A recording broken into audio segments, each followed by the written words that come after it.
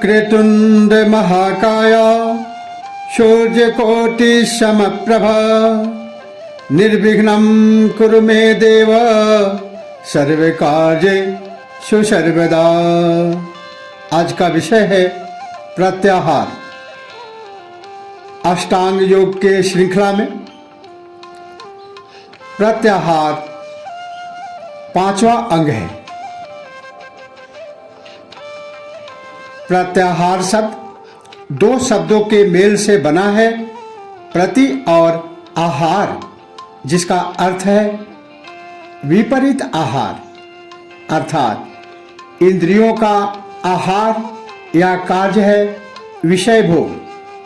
विषय भोग से विपरीत इसे अपने लक्ष्य की ओर मोड़ना प्रत्याहार है।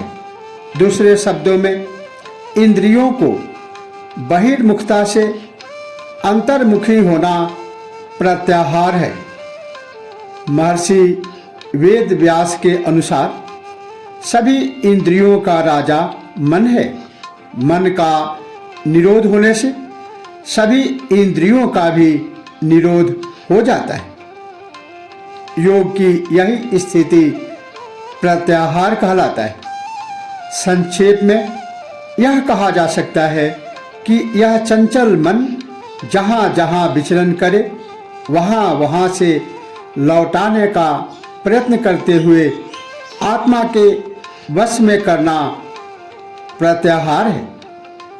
महर्षि पतंजलि ने अपने योग सूत्र साधनपाद सूत्र 54 और 55 में प्रत्याहार के स्वरूप और इसके फल को बताते हुए कहा है, स्विषया संप्रयोगे चेतस्या स्वरूपानुकार इव इंद्रियाणां प्रत्याहार।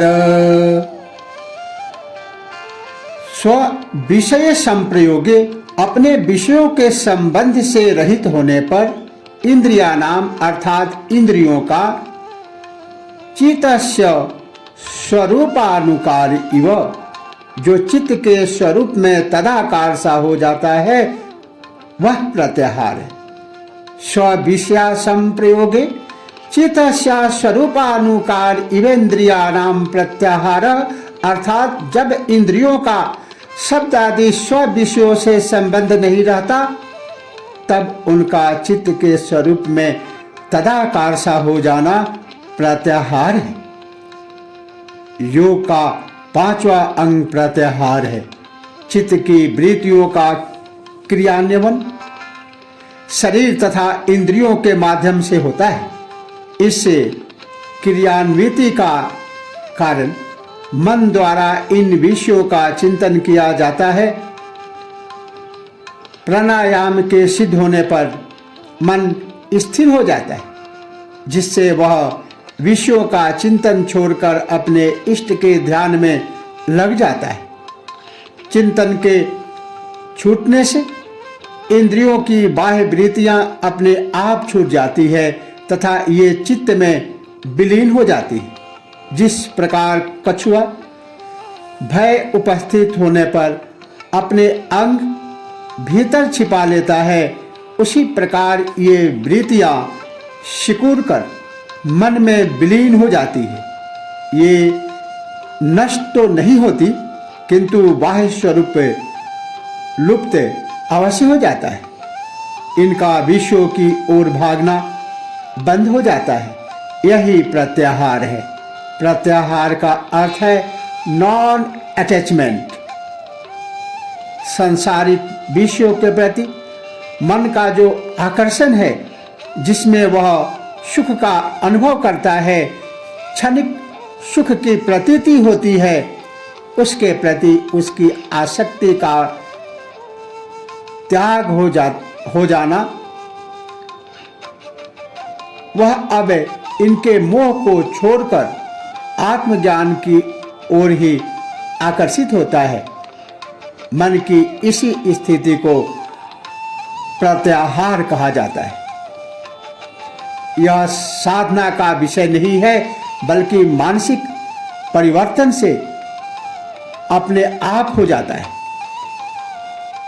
आगे सूत्र 55 में महर्षि कहते हैं, ततः प्रमावश्येतेन्द्रियाणाम्, ततः उस प्रत्याहार से इंद्रियाणाम, इंद्रियों की परमा अर्थात परम वश्यता, बस में होना।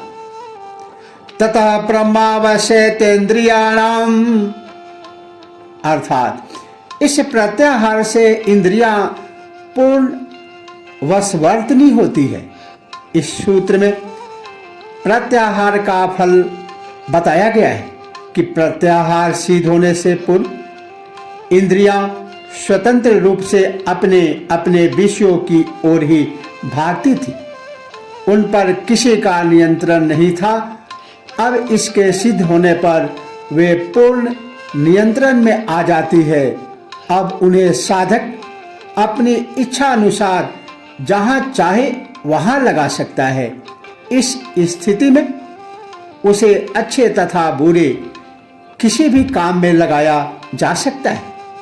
बुरे कार्यों में लगाने पर उसके अनेक दुष्परिणाम होते हैं। इससे बचने के लिए ही साधक को यम, नियम, आसन एवं प्राणायाम का पहले अभ्यास कराया जाता है, जिससे चित्त निर्मल होकर बुरे कार्यों से हट जाए। प्रत्याहार से मन अधिक शक्तिशाली हो जाता है, जिसका दुरुपयोग भी किया जा सकता है। दुष्ट के हाथों में ऐसी शक्ति आ जाने से उसके दुरुपयोग की संभावना बढ़ जाती है।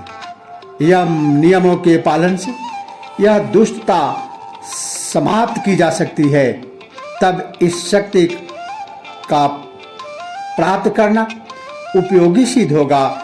इसीलिए योग साधना क्रम से ही करनी चाहिए। प्रत्याहार सिद्ध हो जाने पर इंद्रिय विजय के लिए अन्य साधनों की आवश्यकता नहीं रहती। इसीलिए महर्षि पतंजलि ने साधन पाद के अंतिम सूत्र में कहा, ततः परमावश्यतेन्द्रियाणाम।